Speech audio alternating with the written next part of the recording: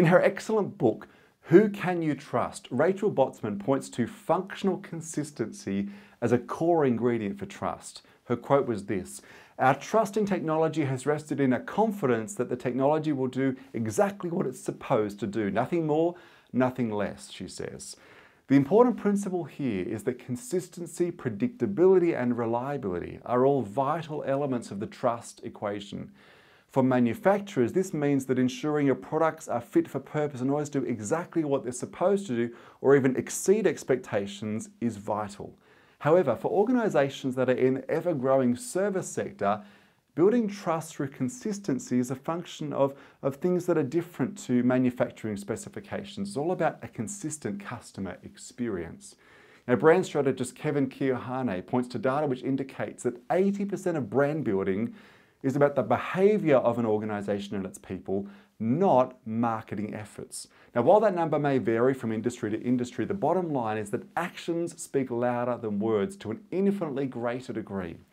Being reliable and trustworthy in today's economy is about ensuring that every interaction a customer has with your brand is one that lives up to the marketing verbiage. This is why team alignment and standardization of systems is so important. There's no point in having one interaction with a brand be fantastic only for the next interaction to be a disappointment.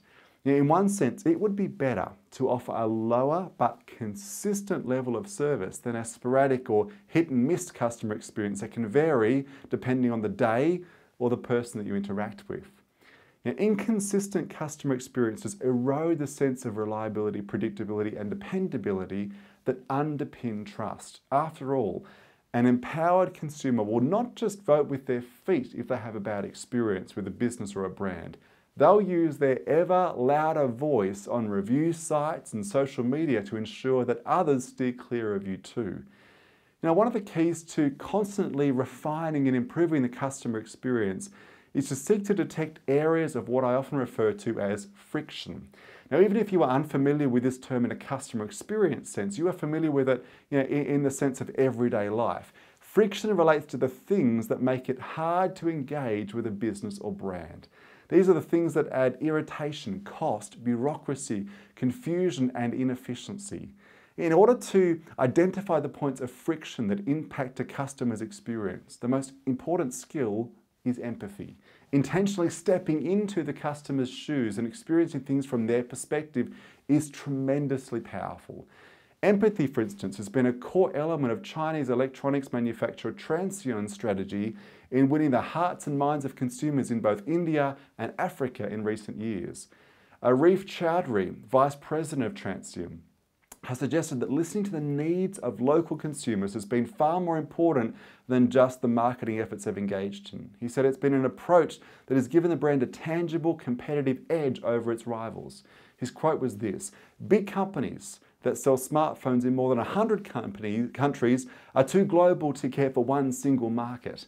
The core strategy," he said, "is for us to become the favourite mobile phone brand in emerging markets." Now, in less than 12 months, Transsion went from being an unknown phone brand to being one of the top 3 selling vendors in India after noticing the local custom of eating with your hands made it difficult to operate a smartphone with oily fingers. In response, Transsion developed phones that could be unlocked using oil-resistant fingerprint recognition technology. Now, it was a familiar story or a similar story when they entered the African phone market. Rather than approaching this new market with the same consumer assumptions that are applied in an Asian context, Transsion set out to identify the key friction points for African smartphone users, and they were very, very different. The first discovery they made was the fact that African consumers tended to carry multiple SIM cards in order to avoid making expensive out-of-network calls.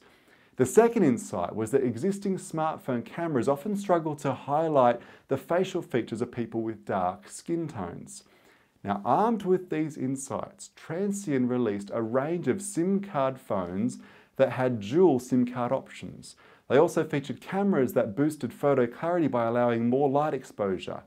Now, these were strategies that paid off. To date, Their success has been breathtaking, with Transsion overtaking both Apple and Samsung to become the #1 most trusted and valuable phone player in Africa's fast-growing smartphone market. Now they're the world's 4th largest phone maker as well. Now, another great example of a company that was identifying the frustrations that were causing friction and impacting the customer experience is pharmaceutical giant Novartis. A few years ago, an elderly woman who formed part of a company focus group on anti-inflammatory drugs shared her frustration about not being able to reach her back in order to apply the treatment. She explained that because she lived alone and had no one to help her, she had resorted to smearing the gel on the back of her shower door and rubbing her back up against it. Now, as humiliating and impractical as this improvised solution was, it was all she had found that would work. Now, shocked by the revelation, as you can imagine they were, the product design team at Novartis immediately got to work and invented a special applicator to be included with all future back pain gels so that people could apply them without assistance. Now, what I love about this story is its humanity, but also it demonstrates the key question any business must ask if they're going to earn and keep the affinity of their customers. What is frustrating our marketplace? Now, going one step further than identifying the frustrations, smart leaders also look to identify the improvisation or hacks that customers come up with. These can be invaluable sources of innovation, as Novartis discovered.